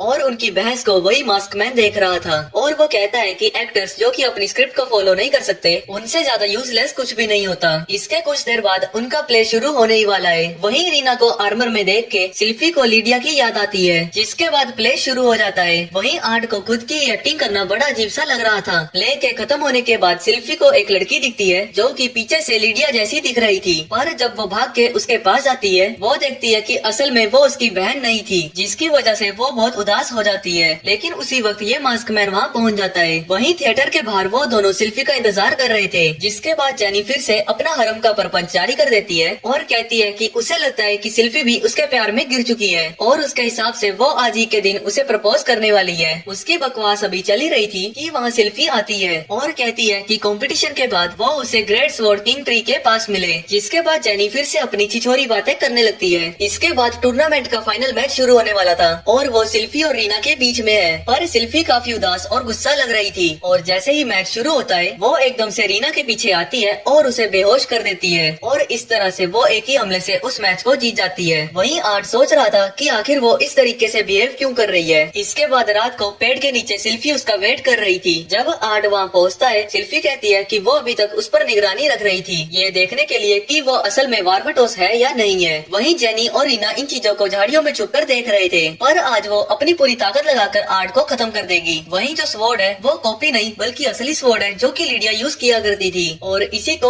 उस ट्री में सील किया गया था। इसके बाद वो अपनी दूसरी स्वॉर्ड को भी सम्मन कर लेती है। जिसके बाद वो दोनों स्वॉर्ड का यूज करके आर्टी के ऊपर हमला करने जाती है। वो उसके सभी अटैक्स को डॉज करता जाता है। जिसके बाद वो वहाँ से उड़ के भागने लगता है पर वो उसका पीछा नहीं छोड़ती। वहीं आर्ट सोच रहा था कि आखिर सिल्फी को किसने भड़काया है। वहीं फाइनली ये सारी चीजें इस आदमी के प्लान के हिसाब से जा रही थी। पास्ट के सीन में वो कहता है कि आर्ट ही लॉर्ड वार्वटोस है और उसके सर पर हाथ रख के उसके दिमाग में जबरदस्ती मेमोरीज डालता है। वो लीडिया के आखिरी लम्हों को देखती है जब वार्वटोस उसे मारने वाला था और अब जाके सिल्फी को पता लगता है कि आखिर उसकी बहन की मौत कैसे हुई थी। वहीं प्रेजेंट में सिल्फी आर्टी पे हमला करती है और इस बार आर्टी जख्मी होकर जमीन पर गिर जाता है। ये देख के उसे खुशी होती है कि आखिरकार डीमन लॉर्ड मर चुका है पर फिर भी वो रोने लगती है क्योंकि अभी तक उसकी बहन वापस नहीं आई है और जिस दुनिया में लीडिया नहीं है वो उस दुनिया को अपनी पूरी ताकत से खत्म कर देगी। रीना उसे वापस से अपने होश में आने को कहती है लेकिन सिल्फी उसके ऊपर अटैक कर देती है और जब रीना बॉल से उसके अटैक से बचती है जेनी पीछे से फायर बॉल से उसके ऊपर हमला करने जाती है और जब वो आगे बढ़ के उसके ऊपर हमला करने जाती है सिल्फी उसे लात मारकर दूर फेंक देती है। इसके बाद वो रीना पे फिर से हमला करने वाली थी लेकिन उसी वक्त लार्ड अपने डीमन लॉर्ड की फॉर्म में आ जाता है। सिल्फी फिर से उसके ऊपर हमला करने वाली थी लेकिन तभी उसे लीडिया की आवाज सुनाई देती है जो कि उसे रुकने को कह रही थी। ये सुन के वो दोनों ही रुक जाते हैं और उसी वक्त वहाँ मास्क पहुँचता है और वो आते ही सिल्फी को जमीन पे गिरा देता है क्योंकि उसने सोचा नहीं था कि सिल्फी भी इतना यूजलेस होगी। आर्ट उससे पूछता है कि आखिर वो क्या चाहता है। मास्क कहता है कि वो रीना का सेक्रीफाइस करके अपने मास्टर को रिवाइव करना चाहता है पर वो जानता था कि रीना तक पहुँचने से पहले उसे आर्ट को मारना होगा जिसके लिए वो सिल्फी का यूज कर रहा था पर वो भी यूजलेस निकली। जिसके बाद वो दोनों ही होली स्वॉर्ड्स को उठाता है और कहता है कि लगता है मुझे ही तुम्हें खत्म करना होगा। पर जब वो आर्ट पे हमला करने जाता है वो बड़ी ही तेजी से गया था लेकिन आर्ट उसका हाथ ही काट देता है। इसके बाद वो हवा में पहुंच जाता है ताकि वो वहाँ से आर्ट के ऊपर हमला कर पाए लेकिन जैसे ही वो स्वॉर्ड का मैजिक यूज करने वाला था स्वॉर्ड उल्टा उसी के ऊपर हमला कर देती है और उसके हाथ से वो तलवार नीचे गिर जाती है। आर्ट कहता है कि होली स्वॉर्ड्स अपने ओनर को खुद चूज करती है। आओ मैं तुम्हें बताता हूँ कि आखिर होली स्वॉर्ड्स को कैसे विल करते हैं। और उसके हमले के बाद सिर्फ उसका मास्क नीचे गिरता है। इसके बाद आर्ट की तलवार में से लीडिया की स्पिरिट बाहर आती है और वो सिल्फी से कहती है कि जो भी चीजें हुई थी उसमें वार्वटोस की कोई भी गलती नहीं थी और वो बस इतना चाहती है कि सिल्फी अपनी आगे की जिंदगी को खुशी खुशी बिताए। जिसके बाद लीडिया फिर से अपनी स्वॉर्ड में वापस चली जाती है। इसके कुछ महीने बाद अकेडमी स्कूल ट्रिप पे सभी स्टूडेंट्स को लेके आ रही है, जहाँ पर टाइम पास करने के लिए वो तीनों गेम्स खेल रहे थे। लेकिन तभी अचानक से टाइम फ्रीज हो जाता है, लेकिन इन तीनों के लिए नहीं हुआ था। तभी अचानक से वो तीनों एक अलग ही जगह पे टेलीपोर्ट हो जाते हैं, जहाँ की वो कुछ इस तरह से गिरते हैं। तभी उनके सामने एक छोटा सा बच्चा आता है और जब आर्ट पूछता है कि आखिर वो है कौन, तो बच्चा कहता है कि अपुनीच भगवान है। आर्ट कहता है चलो मान लेते हैं, पर ये तो बताओ कि हमें यहाँ क्यों बुलाया। गॉड पैरेलल यूनिवर्स के बारे में बताता है कि तुम्हारी दुनिया जैसे ही अनगिनत दुनिया है, जहाँ की अपना टाइम चलता है और एक बार टाइम बीत जाता है तो उसे वापस नहीं लाया जा सकता। लेकिन एक है जिसकी वजह से ये पूरा फ्लो डिस्ट्रॉय हो सकता है और आर्ट को वो उस डीमन लॉर्ड को मारने को कहता है। इसके बाद वो उन सभी को अलग ही दुनिया में ट्रांसपोर्ट कर देता है। आर्ट आसमान में 2 मून्स को देखता है और ये देख के वो समझ आता है कि वो पास्ट में बहुत पीछे आ चुके हैं, क्योंकि हजारों सालों पहले किसी इवेंट की वजह से एक मून डिस्ट्रॉय हो गया था। और वो बताता है कि वो उस किंगडम में है जिसमें कि डीमन लॉर्ड वारवाटोस रूल करता है। क्योंकि गॉड ने डीमन लॉर्ड का नाम लिया था तो उन्हें सबसे पहले वारवाटोस से मिलना होगा, जिसके बाद ही वो कुछ कर पाएंगे। तभी जेनी उसके हाथ को पकड़ती है और कहती है कि वो डरी हुई है और ये देख के रीना भी वही करती है। और वो 2 कार्टून भूल चुकी थी कि वो किसी और दुनिया के पास्ट में पहुंच चुकी है। उसी वक्त एक लड़की एक मॉन्स्टर से बच के भाग रही थी, पर इससे पहले कि वो उस लड़की को मार पाता, आर्ट मॉन्स्टर के ऊपर हमला करके उसे खत्म कर देता है। लड़कियां उसकी ताकत की तारीफ कर रही थी, लेकिन तभी एक जानी पहचानी आवाज उन्हें थैंक यू बोलती है और वो देखते हैं कि वो लेडी ओलिविया है। ओलिविया उनसे पूछती है कि वो उसे कैसे जानते हैं, तो आर्ट कहता है कि वो पूरी दुनिया में बहुत फेमस है। इसके बाद ओलिविया अपनी सारी पावर्स को रिलीज करती है, जिसकी वजह से वो दोनों तो बेहोश हो जाती है, पर आर्ट को कुछ भी नहीं होता। तो वो समझ आती है कि वो सच में ताकतवर है और उसे अपने साथ सिटी में चलने को कहती है। अगले दिन वो सभी सिटी में पहुंच जाते हैं। ओलिविया उन्हें बताती है कि वो उसे यहाँ इसीलिए लेके आई है क्योंकि वो चाहती है कि वो उनकी आर्मी को ज्वाइन करे, क्योंकि एलियंस ने उनकी दुनिया पे हमला करना शुरू कर दिया है और अभी तक ह्यूमैनिटी वारवाटोस की वजह से ही सरवाइव कर पा रही है। आर्ट की ताकत को देख के ओलिविया को लगता है कि अगर वो उनकी तरफ आ जाएगा तो वो फाइनली इस बैटल को जीत पाएंगे। आर्ट ज्वाइन करने के लिए मान जाता है, पर वो 2 शर्तें रखता है। पहले कि उसके साथ जेनी और रीना भी ज्वाइन करेंगी और दूसरी वो सभी लेडी वर्डा की फोर्सेस को ज्वाइन करेंगे।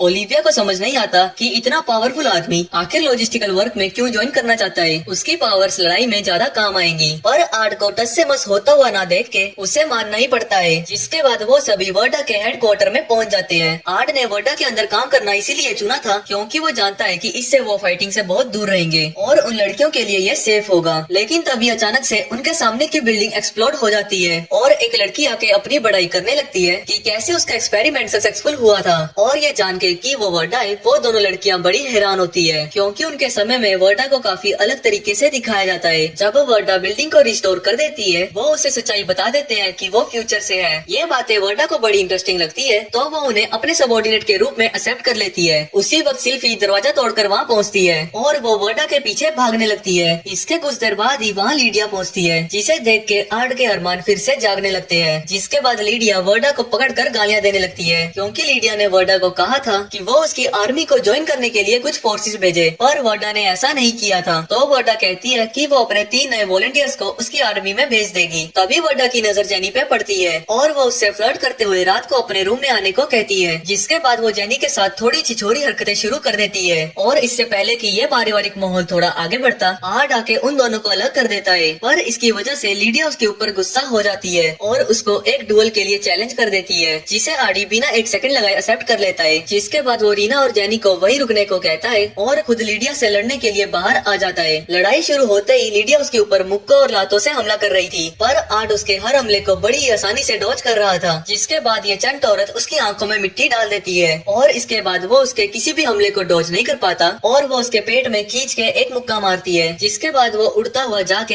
एक बड़े से पत्थर से टकरा जाता है। आर्ट सोचता है कि ये औरत कभी नहीं बदलेगी और उससे भिड़ने के लिए वापस पहुंच जाता है। जिसके बाद उनकी लड़ाई जारी रहती है और वो एक दूसरे को घंटों तक पीटते रहते हैं। जिसके बाद वो दोनों ही बुरी तरह से थक चुके थे। लीडिया कहती है कि जितना उसने सोचा था आर्ट उससे कहीं ज्यादा स्ट्रॉन्ग है और वो चाहती है कि वो उसकी आर्मी को ज्वाइन करे, जिसके लिए आर्ट मान तो जाता है, पर वो कहता है कि वो वारवाटोस से मिलना चाहता है। तो लीडिया कहती है कि उसे पहले एक टास्क को कंप्लीट करना होगा ताकि वो वारवाटोस के भरोसे को जीत पाए, जिसके बाद ही वो उससे मिल सकता है। रात को आर्ट और वो दोनों लड़कियां लीडिया के विला पे रह रही थी। वहीं लीडिया जेनी के पास अपनी छिचोरी हरकतें करने के लिए फिर से पहुंच चुकी है। दूसरी तरफ आर्ट के पास एक लातिमा नाम की मेड आती है और वो उसे बताती है कि लीडिया ने कहा है कि वो उनका काम खत्म होने तक यहाँ पे रुक सकते हैं। पर जब वो वहाँ से जाती है तो आर्ट याद करता है कि उसी ने अपने दोस्त को मारा था, तो क्या उसका यहाँ रहना सही होगा, लेकिन तभी उसे जेनी की आवाजें आने लगती है।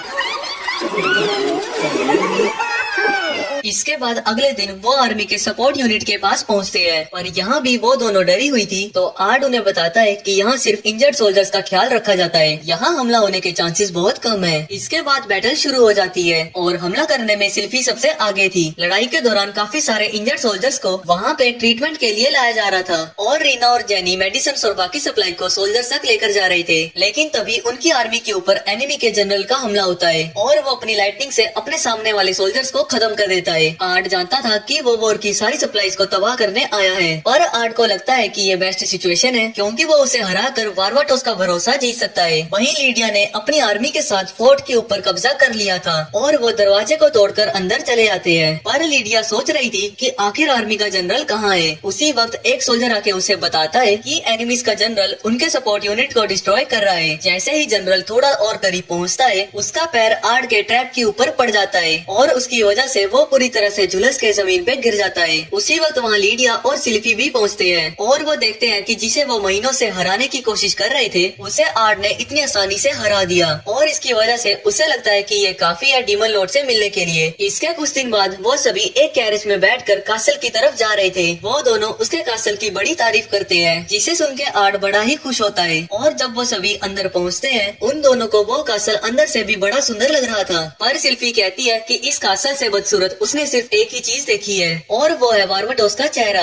इसके बाद वो आगे जा ही रहे थे कि उनके सामने एक बड़ा सा धमाका होता है और उनके सामने से एल्वाटो आता है, जो कि 4 हेवनली जनरल में से एक है और वो आर्ड की तारीफ करता है क्योंकि उसने उसके अटैक को ब्लॉक कर दिया था। इसके बाद वहाँ डीमन लॉर्ड वारवाटोस आता है, जो कि इतना हैंडसम था कि जेनी उसे देख के बेहोश हो जाती है। वो एल्वाटो को अपने गेस्ट के ऊपर इतना घटिया प्रैंक करने के लिए डांट लगाता है और वो उन सभी को अपने पीछे आने को कहता है। रास्ते में लीडिया उससे बात करने की कोशिश करती है और आर्ड नोटिस करता है कि वो लीडिया के साथ पहले कितना रूड बिहेव करता था। इसके बाद वो अपने सिंहासन में बैठ जाता है और दोनों लड़कियां उसे डीमन लॉर्ड कह के उसकी तारीफ करने लगती है। वारवाटोस उससे पूछता है कि वो डीमन लॉर्ड कह के किसे बुला रहे हैं। लीडिया कहती है कि उसे नहीं पता और आर्ड को लगता है कि जरूर कुछ गड़बड़ है। वारवाटोस कहता है कि उसे पता है, कोई है जिसे कि डीमन लॉर्ड कह के बुलाया जाता है, पर उसे ये समझ नहीं आ रहा था कि वो लोग उसे क्यों डीमन लॉर्ड कह रहे हैं। जिसपे आर्ड कहता है कि ये बस एक छोटी सी मिसअंडरस्टैंडिंग है। इसके बाद वो सभी वर्डा की लैब में होते हैं और वो डिस्कस कर रहे थे कि आखिर क्या हुआ होगा। वर्डा कहती है कि किसी ने जरूर समय के पीछे जाके कुछ चेंज किया होगा और इसीलिए शायद गॉड ने उन्हें भेजा है ताकि वो उसको खत्म कर पाए, जो भी इसके लिए रिस्पॉन्सिबल है। और वो बताती है कि इस दुनिया का डीमन लॉर्ड 3 साल पहले आया था और कोई भी नहीं जानता कि वो असल में है कौन और कहां से आया है। यहाँ तक कि वारवाटोस भी उसे नहीं हरा पाया था। उसी वक्त वहाँ लीडिया पहुँचती है और वो आर्ड को फ्रंट लाइन ज्वाइन करने को कहती है। इसके बाद जब वो पहाड़ पर चढ़ रहे थे, लीडिया उन सभी को बताती है कि जिससे वो लड़ने जा रहे हैं वो है कर्स किंग। ये सुन के आर्ड घबरा जाता है क्योंकि उसी ने लीडिया के ऊपर एक कर्स कास्ट करके उसके ऊपर कंट्रोल कर लिया था। जिसके थोड़ी देर बाद वो सभी कर्स किंग के किले तक पहुंच जाते हैं, जहां की कासल के दरवाजे को काफी सारे स्केलेटन सोल्जर्स प्रोटेक्ट कर रहे थे। लेकिन इससे पहले कि सिल्फी उन्हें जाके खत्म करती, आर्ड एक ही हमले से सभी स्केलेटन्स को डिस्ट्रॉय कर देता है। लीडिया उससे पूछती है कि वो इतने गुस्से में क्यों लग रहा है। वहीं आर्ड मन में सोच रहा था कि वो इस बार हिस्ट्री को रिपीट होने नहीं देगा। इसके बाद जब वो और आगे जा रहे थे, एक बड़ा सा धमाका होता है जिससे पूरी बिल्डिंग में आग लग जाती है और उनके सामने ही एनिमीज के सारे सोल्जर्स चल रहे थे। और जब वो अंदर जाते हैं, वो देखते हैं कि किसी ने स्वॉर्ड किंग की गर्दन को काट दिया है और जिसने उनके सारे दुश्मनों को हराया था वो उनके सामने आता है। आर्ड उससे पूछता है कि आखिर वो है कौन, तो वो खुद को डीमन लॉर्ड के नाम से इंट्रोड्यूस करता है और वो वारवाटोस के किंगडम पे वॉर डिक्लेयर करके वहाँ से गायब हो जाता है। अगली सुबह नेशंस के सारे जनरल्स और मिनिस्टर्स वहाँ पहुँचे हुए हैं ताकि वो डीमन लॉर्ड से निपटने की स्ट्रेटेजी बना पाए। वारवाटोस कहता है कि वो इस लड़ाई को एक ही दिन में खत्म कर देंगे और इसके लिए वो सभी 4 हेवनली जनरल्स और खुद भी लड़ाई में उतरेगा। तभी आर्ड कहता है कि डीमन लॉर्ड ने डिक्लेयर किया है कि वो अमर है, आप उसका क्या करने वाले हैं। वारवाटोस कहता है कि वो एक सीक्रेट है। इसके बाद वॉर शुरू होने में 3 दिन बचे हैं और तब तक आर्ड अपने दोस्तों के साथ लीडिया के महल में रहने का डिसाइड करता है, जहाँ की लातिमा आके उसे बताती है कि लीडिया आर्मी की प्रिपरेशन में बिजी है। वहाँ बैठ के वो सोच रहा था कि उसने हिस्ट्री को पूरी तरह से चेंज कर दिया है। जिसको मरना चाहिए चाहिए था वो नहीं मरा और साथ ही लीडिया के ऊपर भी कर्ज नहीं हुआ। लेकिन तभी वहाँ डीमन लॉर्ड पहुँचता है और कहता है कि भगवान का लिखा हुआ मिटाना इतना आसान नहीं है, नेचुरल फोर्सेस एक्ट करेंगी और लीडिया की मौत फिर से हो ही जाएगी। इसके बाद वो अपना मास्क उतारता है और हम देखते हैं कि वो भी आर्ड है, दूसरे किसी टाइमलाइन से। वो दोनों ही वार्वाटोस की तरह चाहिए, पर मरने के बाद उनका पुनर्जन्म आर्ड मिट्योर के रूप में हुआ।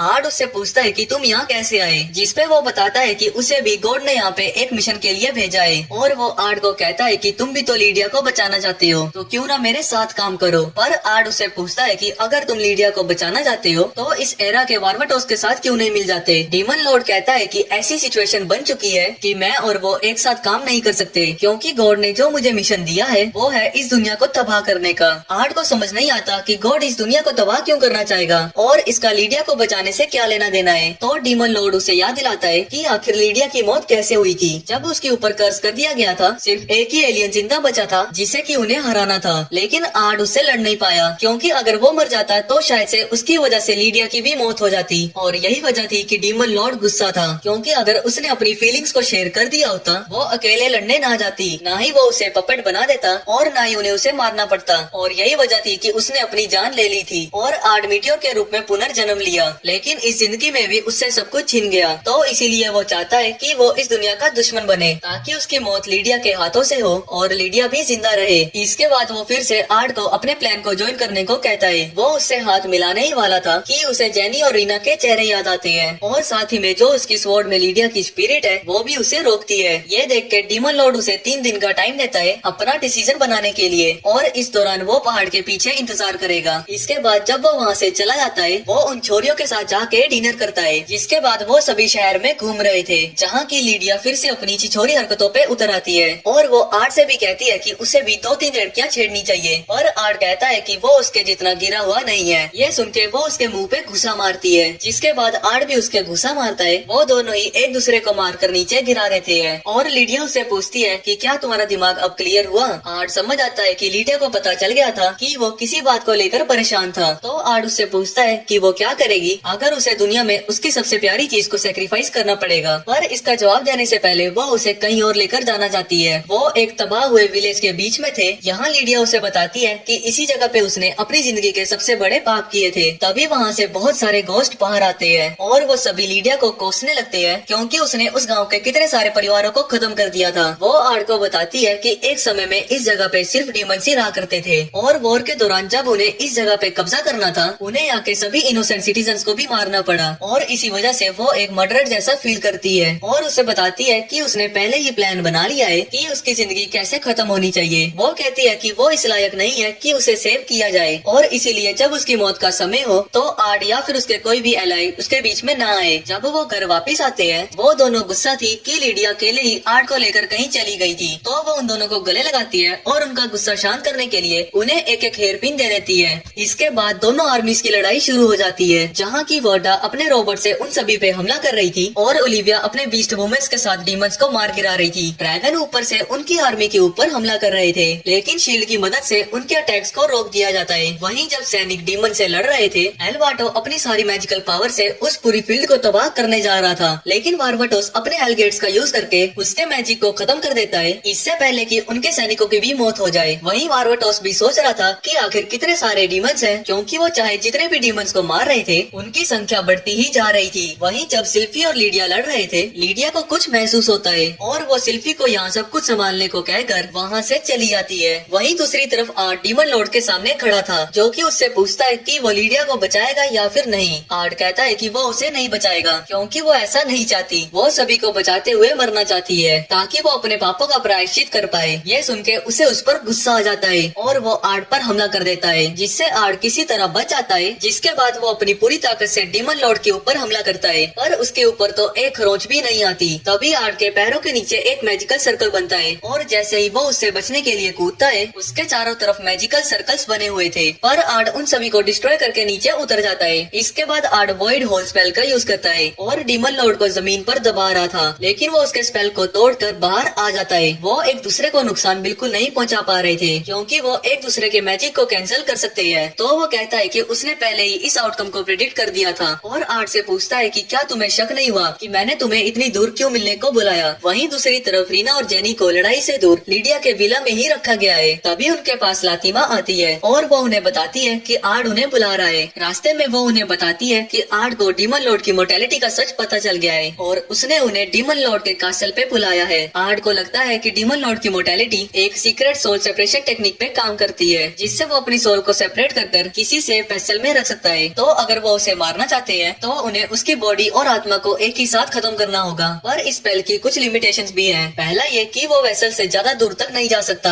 और दूसरा, अगर वेसल को डिस्ट्रॉय कर दिया जाए तो वो अमर नहीं रहेगा। वो कासल की तरफ जा ही रहे थे कि डीमन लॉर्ड के सोल्जर्स उनके ऊपर हमला कर देते हैं। तो लातिमा खुद उनसे लड़ने के लिए रुक जाती है और उन दोनों को कासल की तरफ जाने को कहती है। वहीं दूसरी तरफ लड़ाई जा रही है, जहाँ की दोनों आर्मीज एक दूसरे को खत्म करने की कोशिश कर रही है और सिल्फी को समझ नहीं आ रहा कि आखिर उसकी बड़ी बहन कहाँ चली गई। डीमन लॉर्ड के कासल में उन दोनों को एक बड़ा सा क्रिस्टल दिखता है जिसमें कि डीमन लॉर्ड की सोल रखी गई है। तो वो दोनों साथ में मिलकर उसे डिस्ट्रॉय करने के लिए आगे बढ़ते हैं, पर उसी वक्त एक ट्रैप एक्टिवेट हो जाता है। उन्हें समझ नहीं आ रहा था कि आखिर यहाँ हो क्या रहा है। उसी वक्त वहाँ लातिमा पहुँचती है। ये सब कुछ डीमन लॉर्ड का प्लान था। हालांकि वो खुश था कि आखिर बार वो उन दोनों के चेहरे को देख पा रहा था। इसके बाद वो आर्ट से कहता है कि अगर तुम उन दोनों को बचाना चाहते हो तो तुम्हें मुझे ज्वाइन करना होगा। पर आर्ट कहता है कि वो उसके भी दोस्त है, तो ऐसे में वो कभी उन्हें हर्ट नहीं कर पाएगा। ये सुन के उसे गुस्सा आ जाता है और वो कहता है कि भले ही मैं उन्हें नुकसान ना पहुंचा पाऊं, पर जल्दी ही बार्बाटोस की आर्मी वहां पहुंचने वाली है और उसके बाद उनके साथ क्या होगा इसकी जिम्मेदारी उसकी नहीं है। रीना उससे पूछती है कि वो डीमन लॉर्ड का साथ क्यों दे रही है। लातिमा बताती है कि वो ये सब कुछ लीडिया के लिए कर रही है। तभी जेनी कहती है कि वो इससे बाहर निकल सकते हैं, क्योंकि भले ही वो मैजिक यूज ना कर पा रहे हो, लेकिन उन दोनों ने अटिपिकल मैजिक सीखा था। जिसके बाद वो आर्ट का सीक्रेट स्क्रिप्ट मैजिक यूज करके अपने ट्रैप्स को डिस्ट्रॉय कर देते हैं। पर लातिमा कहती है कि इन सब का कोई फायदा नहीं है और वो दर्जनों लेजेंडरी मॉन्स्टर्स को समन करने लगती है। जैसे ही वो मॉन्स्टर्स को कमांड करती है, वहाँ लीडिया पहुँच जाती है और उन सभी मॉन्स्टर्स को मार गिराती है। वो उससे पूछते हैं कि वो यहाँ कैसे पहुँची, तो लीडिया बताती है कि उसने उनकी लोकेशन का उसकी दी गई हेयर पिन से पता लगाया है। लीडिया लातिमा को ये सब कुछ बंद करने को कहती है, पर लातिमा इस पूरी दुनिया को भी तबाह कर देगी अगर इससे वो लीडिया को बचा सकती है तो। पर लीडिया आसानी से उसके सभी डीमंस को हरा देती है, जिसके बाद वो उसके क्रिस्टल को भी डिस्ट्रॉय कर देती है और इसकी वजह से अब डीमन लॉर्ड अमर नहीं रहा और बार्बाटोस को भी अपनी छाती में कुछ दर्द होता है। डीमन लॉर्ड फिर से आर्ट की मदद मांगता है लीडिया को बचाने के लिए, लेकिन आर्ट उससे पूछता है कि क्या वो सच में लीडिया को बचाना चाहता है या फिर वो बस उसे मारने के गिल्ट से भाग रहा है। वो बस अपनी फीलिंग्स के बारे में सोच रहा है। उनके पास ये एक ही मौका है जब वो लीडिया को वो चीज दे सकते हैं जो कि वो चाहती है, लेकिन इससे उसे गुस्सा आ जाता है और वो अपनी सारी पावर्स को रिलीज कर देता है। वो कहता है कि चाहे वो खुद को बचाने की कोशिश कर रहा हो, लेकिन वो सच में लीडिया के साथ हमेशा के लिए जीना चाहता है। जिसके बाद वो दोनों ही एक दूसरे से लड़ने के लिए आगे बढ़ते हैं। डीमन लॉर्ड आर्ट से पूछता है कि आखिर उसने खुद को रीइंकार्नेट क्यों किया, अगर वो लीडिया की मौत के बाद अकेला फील नहीं कर रहा था तो। और वो उससे पूछता है कि क्या वो भूल गया है कि उसने आखिरी बार लीडिया से क्या कहा था। आर्ट कहता है कि वो ये कभी नहीं भूल सकता। वहीं फ्लैशबैक में हम देखते हैं कि लीडिया उसके ऊपर चिल्ला रही थी क्योंकि वो डीमंस के साथ नॉन एग्रेशन एक्ट साइन करना चाहता था, जिससे कि डीमंस पीसफुली रह पाएंगे। पर लीडिया जानती थी कि इससे डीमंस को और ज्यादा टाइम मिल जाएगा, जिससे कि वो अपनी फोर्सेस को बढ़ा पाएंगे। लेकिन बार्बाटोस अपना मन नहीं बदल रहा था, तो लीडिया उससे गद्दार कहती है। जिसके बाद वो कहता है कि अगर तुम्हें उनसे लड़ने की इतनी ही ज्यादा आग लगी है तो तुम्हें अकेले ही उनसे लड़ना होगा। पर वो असल में नहीं चाहता था कि वो और लड़ाई करे और लड़ाई में उसकी मौत हो जाए। और इसी बात का डीमन लॉर्ड को सबसे ज्यादा रिग्रेट है, क्योंकि अगर उसने अपनी असली फीलिंग्स लीडिया को बता दी होती तो लीडिया जिंदा होती। इसीलिए वो इस बार लीडिया को बचा कर रहेगा। जिसके बाद वो आर्ट के ऊपर हमला करने जाता है, लेकिन तभी एक मैजिकल फील्ड उसकी तलवार को बीच में ही रोक देती है और उसी वक्त लीडिया के हाथ बाहर आते हैं और वो उसकी स्वॉर्ड को पीछे खींचते हैं। ये देखकर आर्ट समझ आता है कि लीडिया असल में क्या चाहती है और वो डीमन लॉर्ड पे हमला कर देता है। घुटनों पे आने के बावजूद भी वो लीडिया को बचाना चाहता है और वो फिर से आर्ट को कन्विंस करने के लिए उसे लीडिया के साथ बिताए हुए टाइम को याद करने को कहता है। डीमन लॉर्ड उसे बस थोड़ी देर के लिए रुकने को कहता है, क्योंकि वो नहीं चाहता कि वो इस बार भी लीडिया को ना बचा पाए। लेकिन आर्ट लीडिया के डिसीजन की रिस्पेक्ट करता है और वो एक ही वार से डीमन लॉर्ड को मार गिराता है। जैसे ही उसकी मौत होती है, आर्ट की बॉडी ग्लो करने लगती है और साथ ही उन दोनों की बॉडीज भी ग्लो कर रही थी और वो समझ आते हैं कि वो फाइनली अपने समय में वापस जा रहे हैं। लीडिया उससे फ्यूचर के बारे में पूछती है कि क्या फ्यूचर सच में ऐसा है कि जहाँ सभी लोग सच में खुश रहते हैं। पहले तो वो दोनों हिचकिचाते हैं, पर फिर जेनी कहती है कि फ्यूचर सच में ऐसा है जब वो हर दिन स्माइल कर सकते हैं। और रीना भी कहती है कि वो अपनी जिंदगी का हर लम्हा एंजॉय करती है। उनकी बातें सुनकर लीडिया खुश होती है कि उसका सेक्रीफाइस ऐसे ही फालतू नहीं चला गया। जाते जाते वो चाहती है कि वो दोनों आर्ट तक उसका एक मैसेज पहुंचाए। वहीं बार्बाटोस को भी पता लग चुका है कि डीमन लॉर्ड की मौत हो चुकी है, जिसके बाद वो सभी के सामने आकर डिक्लेयर करता है कि डीमन लॉर्ड की आर्मी हार चुकी है और सभी सेलिब्रेट करने लगते हैं। लड़ाई जीतने के लिए लीडिया बार्बाटोस को कांग्रेचुलेट करती है और वो कहता है कि ये सब कुछ आर्ड और उसके दोस्तों का कमाल है। वहीं दूसरी तरफ गॉड इम्प्रेस था कि उसने अपने मिशन को कंप्लीट कर दिया है, पर जब आर्ड उससे पूछता है कि वो असल में है कौन, तो वो कहता है कि वो बस उनका शुभ चिंतक है। फिर भी आर्ड कहता है कि काश उनकी मुलाकात दोबारा ना हो। गॉड भी कहता है कि मैं भी ऐसा ही चाहूंगा और वो उन सभी को अपने टाइमलाइन में वापस भेज देता है, जहाँ उठते ही उसे सिल्फी का चेहरा देखना पड़ता है और वो वापस से स्कूल ट्रिप पर ही पहुँचे हैं। और आर्ड उन दोनों के सर पे लगे क्लिप्स को देखकर समझ आता है कि वो सब कोई सपना नहीं था। जिसके बाद रीना आर्ड को वो मैसेज देती है जो कि लीडिया ने उससे कहा था, जो कि ये था कि चाहे वो जहाँ भी हो वो हमेशा ही बेस्ट फ्रेंड्स रहेंगे। इसके बाद लीडिया की स्पिरिट भी उसे आगे जाने को कहती है, जिसके बाद वो रीना और जेनी के साथ उस जगह को एक्सप्लोर करने चला जाता है। और इसी के साथ ये एनिमे सीरीज यहीं पर खत्म होती है।